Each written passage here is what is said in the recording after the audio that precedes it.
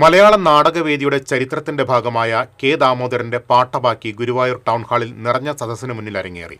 90 വർഷങ്ങൾക്ക് മുമ്പ് രചിക്കപ്പെട്ട നാടകം വർത്തമാനകാലത്തെ സാമൂഹ്യ സാഹചര്യങ്ങളുമായി ഇണക്കിച്ചേർത്താണ് അവതരിപ്പിച്ചത്. പട്ടിണിയിൽ നിന്ന് കരകയറാൻ സ്വന്തം ശരീരം വിൽക്കേണ്ടി വന്ന പഴയകാല കുഞ്ഞിമാളുവിന് പകരം ആരുടെയും മുന്നിൽ തലകുനിക്കാതെ സ്വന്തമായി തൊഴിലെടുത്ത് തല ഉയർത്തി നിൽക്കുന്ന ഇന്നത്തെ പെണ്ണിന്റെ പ്രതിരോധമാണ് പുതിയ ആവിഷ്കാരത്തിലൂടെ അവതരിപ്പിച്ചത്. കഥാസന്ദർഭം ഒട്ടും ചോരാതെയാണ് സംവിധായകൻ പ്രദീപ് നാരായണനും തിരക്കഥാകൃത്ത് പ്രദീപ് ശിവശങ്കറും ചേർന്ന് പുനരാഖ്യാനമൊരുക്കിയത്. സദസ്സിനിടയിലൂടെ തുള്ളിവരുന്ന വെളിച്ചപ്പാടും തോറ്റം പാടിയെത്തുന്ന ഐവർകളിയും നാടകത്തിന് പുതിയൊരു ദൃശ്യാനുഭവം സമ്മാനിച്ചു.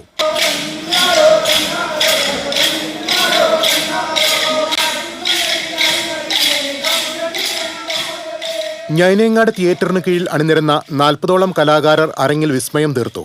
കുഞ്ഞിമാളുവായി രാഗിണി കൊടുങ്ങല്ലൂരും അമ്മ ചെറൂട്ടിയായി സീരിയൽ നടി രജനി മുരളിയും വേഷമിട്ടു. ചലച്ചിത്ര സംവിധായിക അനുപമ മേനോൻ, സുനിൽ ചന്ദ്രൻ, രാജൻ പുഷ്പാഞ്ജലി, വേലായുധൻ പല്ലവി, മുരളി കോലഴി, സത്യൻ കണ്ടാണശ്ശേരി എന്നിവർക്കൊപ്പം 8 വയസ്സുകാരനായ നൈനാനും 75കാരിയായ കോട്ടപ്പടി സ്വദേശിനി മേരി ജേക്കബും അരങ്ങിലെത്തി. കൂനമുച്ചി കലാ ഓഡിറ്റോറിയത്തിലെ ഒരാഴ്ച നീണ്ട റിഹേഴ്സൽ ക്യാമ്പിന് ശേഷമാണ് നാടകം ഗുരുവായൂരിൽ അവതരണത്തിനായി എത്തിയത്. കമ്മ്യൂണിസ്റ്റ് പാർട്ടിയുടെ പൊന്നാനി താലൂക്ക് കർഷക സമ്മേളനത്തിന്റെ ഭാഗമായി 1936 വൈലത്തൂർ കടലായിമനയിൽ രൂപം കൊണ്ട പാട്ടബാക്കി കാലഘട്ടത്തിന്റെ മാറ്റങ്ങൾക്കൊപ്പം ഇന്നും പ്രസക്തമാണെന്ന് തെളിയിക്കുന്നതായിരുന്നു ഈ അവതരണം. TCV news, Guruvayur.